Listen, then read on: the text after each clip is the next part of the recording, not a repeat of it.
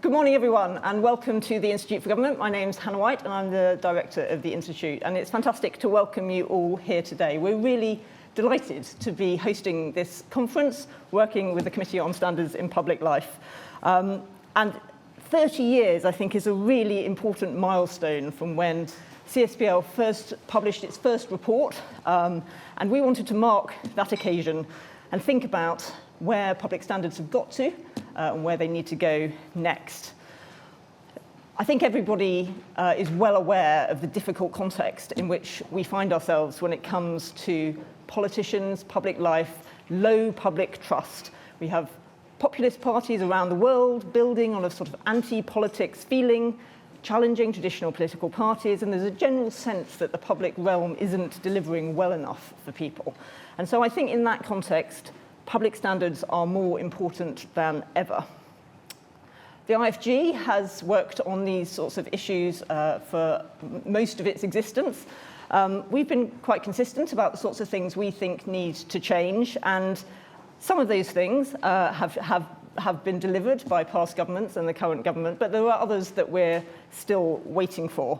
And I think what we want to think about today is, yes, you can think about the standards landscape that we've got, much of which has been constructed by the Committee on Standards of Public Life over its history.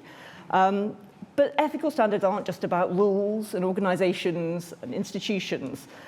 They're not just about what happens when things go wrong. It's about how we empower people and inspire people to use their judgment and strive to achieve the sorts of standards that the public expect of people in public life. And that's what the Nolan Principles, enshrined by the Committee on Standards in Public Life 30 years ago, now disseminated remarkably successfully throughout the public sector into different legislatures, into different public services, codes and guidelines all across the public realm.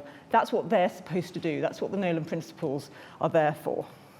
So I think we've got a fantastic day of discussion ahead of us. Thank you so much all for joining us. Thank you to everyone who works in and around this landscape, or those of you who've just come because you think these issues are so important. We're going to be hearing from the main parties here in Westminster about their views, discussing also, though, the reality of standards on the front line, because this isn't just a Westminster issue.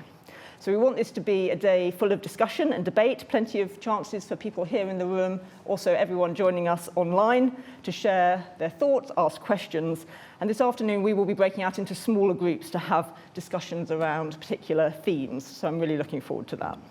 So welcome once again, and I'm going to hand over to Doug Chalmers, Chair of CSPL, to say a little bit more about the committee, its 30th anniversary, and then we'll hear, I'm delighted to say, from Sir John Major.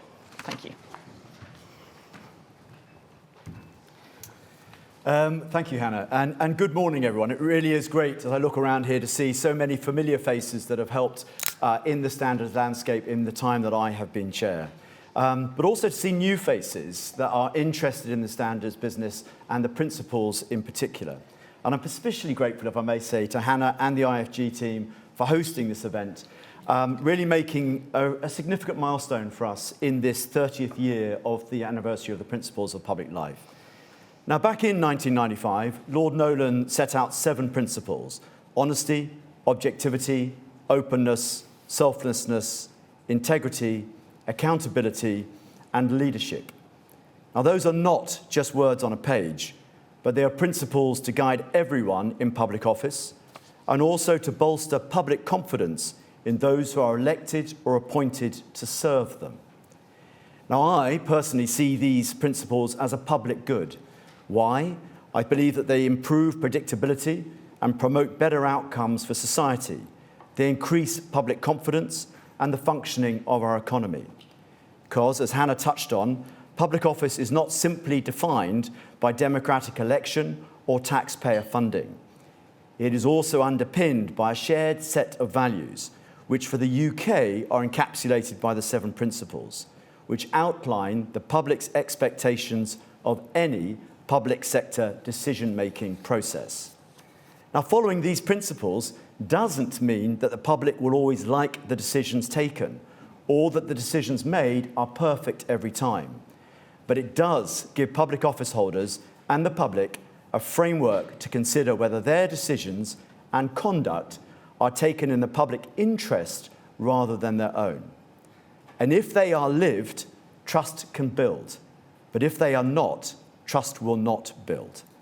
Now, less well known are the 3 golden threads that Nolan also set out at the time of the principles for maintaining high standards. And those 3 threads are codes of conduct, independent scrutiny, and guidance and education. These threads are vital in complementing the principles. The codes of conduct providing specific guidelines for different roles. Independent scrutiny providing oversight and transparency. And training reinforcing the importance of ethical behaviour. And I think we all agree that maintaining standards requires vigilance and leadership. And today, we'll consider how to do that in our increasingly complex political and public life, where those holding public office have to deal with fast-paced news, social media, myths and disinformation, greater demands for immediate accountability for decision-making, and the polarisation of politics. And of course, all of that against the background and growth of generative AI. Now, society has changed immeasurably since 1995, but the Nolan Principles, those common standards, that public good, have endured. It's important that we keep standards and where the line is drawn under review. In other words, the work of maintaining standards is never done. And today, I'm really looking forward to keeping the debate and discussion about high standards front and centre and sustaining the momentum of that conversation. To kick us off, I am honoured to introduce Sir John Major, former Prime Minister, without whom there would be no Committee on Standards in Public Life, and without the committee, many of the standard structure we take for granted today would simply not exist. No small legacy, Sir John. Please join me in welcoming the Right Honourable Sir John Major.